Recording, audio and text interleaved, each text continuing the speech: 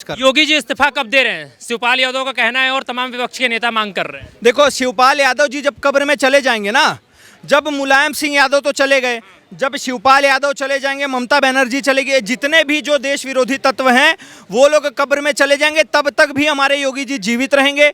मुख्यमंत्री बने हैं, उसके बाद हम उनको प्रधानमंत्री बनाएंगे। जब तक हम अपने भारत को एक विशाल समृद्ध भारत नहीं बना देते, अखंड भारत नहीं बना देते, तब तक हम योगी आदित्यनाथ जी का भगवा गमछा नहीं छोड़ने वाले। जो ये कुंभ चल रहा है इसके अंदर हादसे में मर रहे हैं लोग।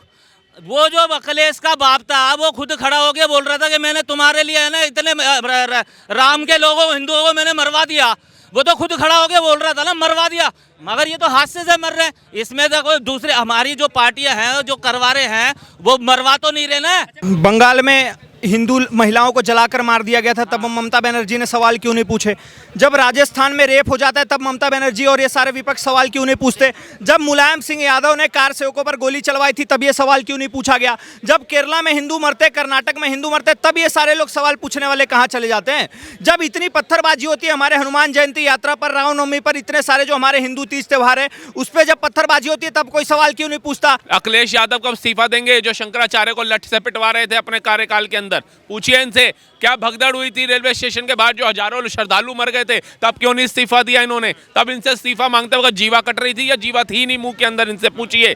आज योगी आदित्यनाथ ने जहां 55 करोड़ श्रद्धालु, मतलब अमेरिका, ब्रिटेन और जर्मनी की आबादी इकट्ठी कर दूं तो उससे ज्यादा श्रद्धालु भारत के अंदर आकर के अभी महाकुंभ में स्नान कर चुके हैं। महाकुंभ नहीं मृत्यु कुंभ है, ऐसा कहना है ममता बनर्जी जी का। देखो, अब जो फातिया पढ़ते हैं, जो अपने घर पे नमाज पढ़ते हैं, जो इफ्तार पार्टी करता है, अब आप उससे पूछोगे कुंभ क्या है तो अनाप शनाप बोलेगा ही।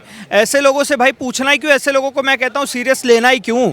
और किस बात का मृत्यु कुंभ? भैया मुझे आप ऐसा एक कुंभ बता दो आयोजन जो आजम खान ने किया और उसने किया और उसमें भगदड़ ना मची हो। आप एक भी नहीं बता पाओगे। पूरे अमेरिका हमारे भारत से 1.5 गुना बड़ा है, लेकिन उसमें 32 करोड़ लोग रहते हैं। सवाल तो यहाँ ये है ना कि यहाँ पे अगर भगदड़ हुई है तो उसकी जिम्मेदारी कौन लेगा? उतनी जो मौतें हुई हैं उसके लिए कौन आके सामने खड़ा होगा कि हाँ हमारी गलती की वजह से जो मौतें हुई हैं? जो यूपी में भगदड़ हुई प्रयागराज में, उसकी पूरी जिम्मेदारी बनती है समाजवादी पार्टियों वालों की। क्योंकि आपने भी वीडियो कहीं ना कहीं देखी होगी, आप तो पत्रकार हैं, मैंने भी वीडियो देखी है। धक्का मुक्की करते करते 20-25 लोगों का झुंड जा रहा है, उसमें अखिलेश यादव, जय अखिलेश यादव जिंदाबाद के नारे लग रहे हैं। और वहाँ पे जो रहवासी जो अगल बगल में थे, सोए थे, उन परिजनों ने कहा भी कि भैया जानबूझ के धक्का मारा गया, जानबूझ के ऐसी स्थिति बनाई गई कि भगदड़ मच जाए। दूसरी नई दिल्ली की घटना देख लो। मैं कल एक वीडियो देख रहा था जिसमें एक बच्चा था, लगभग 18-20 साल का होगा, वो बच गया था। उसने बोला कि भैया ऐसी कोई मैंने सुनी नहीं घोषणा की 4 नंबर प्लेटफॉर्म पे आएगी या 5 नंबर पे आएगी। वहां लोग अल्लाह अकबर के नारे लगा रहे थे। भैया ये सब प्री प्लान्ड है। किसी ना किसी तरीके से भारत को, किसी ना किसी तरीके से महाकुंभ को, किसी ना किसी तरीके से ये जो पूरे विश्व में सबसे बड़ी ह्यूमन गैदरिंग हो रही है उसको बदनाम करने के लिए सारे विपक्ष मिलकर एक मुद्दा बना रहे हैं। क्योंकि अब उनके पास कोई मुद्दे बचे नहीं। एक दिल्ली मुद्दा था, वो भी भाजपा ले गई। उसके पहले जितने भी उपचुनाव में ये मिल्कीपुर वाला सीट था वो भी भाजपा ले गई।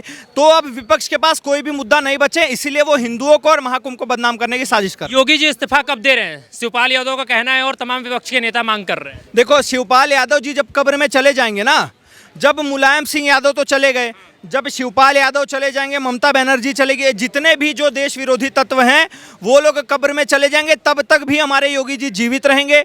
मुख्यमंत्री बने हैं, उसके बाद हम उनको प्रधानमंत्री बनाएंगे। जब तक हम अपने भारत को एक विशाल समृद्ध भारत नहीं बना देते, अखंड भारत नहीं बना देते, तब तक हम योगी आदित्यनाथ जी का भगवा गमछा नहीं छोड़ने वाले। अच्छा, पर वहाँ की प्रशासन, महाकुंभ की प्रशासन जो है असफलता की जिम्मेदारी क्यों नहीं ले रही है अपने सर पे? सर, यहाँ एक छोटा मोटा मेला लग जाता है, उसमें तो लोग संभाल नहीं पाती पुलिस। अब वहाँ 62 करोड़ लोग, मतलब दुगने अमेरिका के लोग आए हुए इतने छोटे से प्रयागराज में, फिर भी आप देख लो कितना सही तरीके से उसको मैनेज करने का काम कर रही है।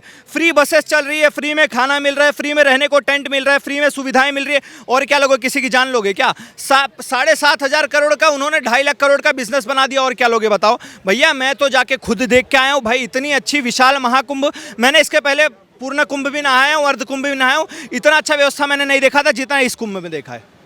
भाई साहब कह रहे हैं कि कुंभ की व्यवस्था बहुत बढ़िया है, पर मृत्यु कुंभ बता रही हैं ममता बनर्जी। एक बात बताओ, मृत्यु कुंभ बता रहे हैं, मृत्यु तो सबकी होनी है, मेरी भी होनी है, सबकी होगी, एक दिन सबकी होगी। जो बोल रहे हैं उनकी भी होगी, मेरी भी होगी।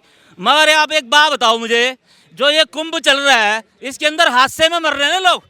वो जो अखिलेश का बाप था वो खुद खड़ा होकर बोल रहा था कि मैंने तुम्हारे लिए है ना इतने राम के लोगों हिंदुओं को मैंने मरवा दिया।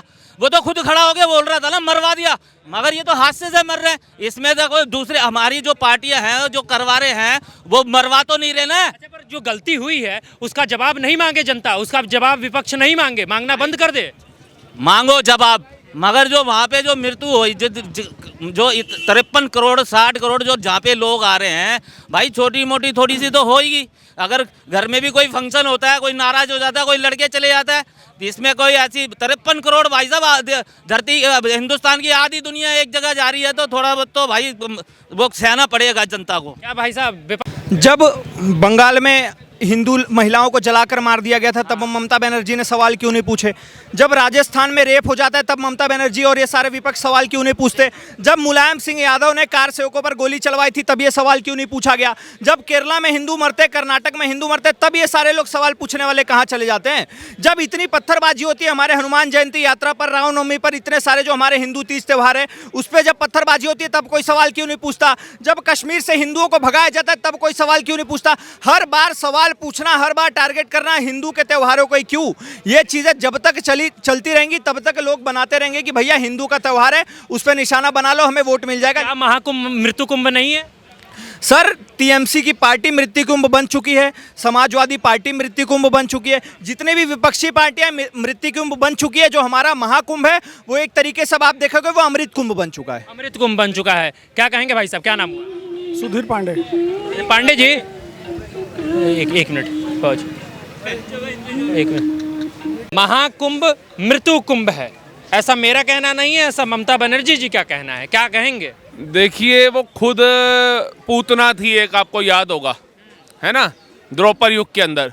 तो आज कलयुग के अंदर भी एक पूतना है जो बंगाल में पाई जाती है, जो अपने आप को दुर्गा स्तुति करने का झूठा नाटक करती दिखाई देगी, जो आपको शिवालय पे दूध चढ़ा, शंकर जी शिवालय पे मंदिर में जाकर के दूध अभिषेक करती हुई नजर आएगी, और वैसे एक अलग समुदायों के साथ खड़ी नजर आएगी, सनातन धर्म का अपमान करती नजर आएगी, और उससे भी जी नहीं भरा तो आज महाकुंभ को मृत्यु कुंभ कह दिया इसने।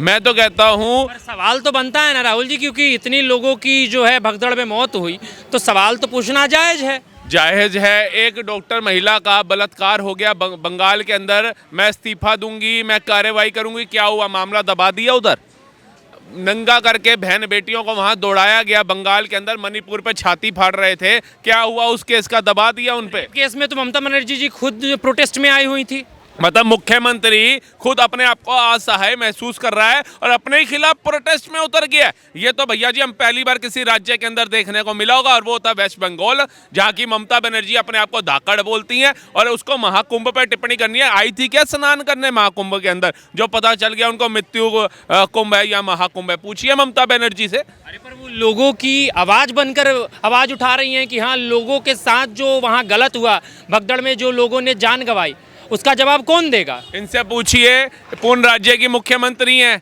क्या सहायता पहुंचाई इन्होंने?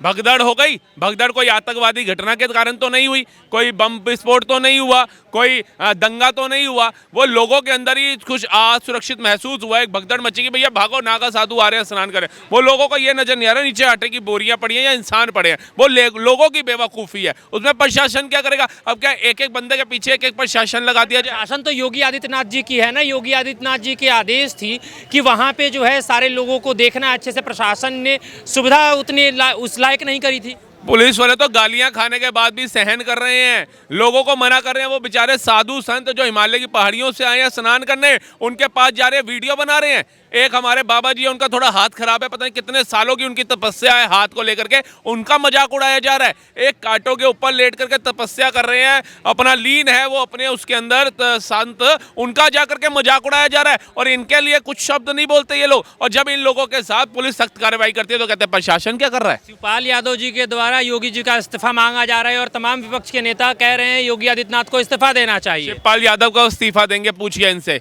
अखिलेश यादव को इस्तीफा देंगे, जो शंकराचार्य को लठ से पिटवा रहे थे अपने कार्यकाल के अंदर। पूछिए इनसे, क्या भगदड़ हुई थी रेलवे स्टेशन के बाहर, जो हजारों श्रद्धालु मर गए थे, तब क्यों नहीं इस्तीफा दिया इन्होंने? तब इनसे इस्तीफा मांगते वक्त जीवा कट रही थी या जीवा थी नहीं मुंह के अंदर? इनसे पूछिए।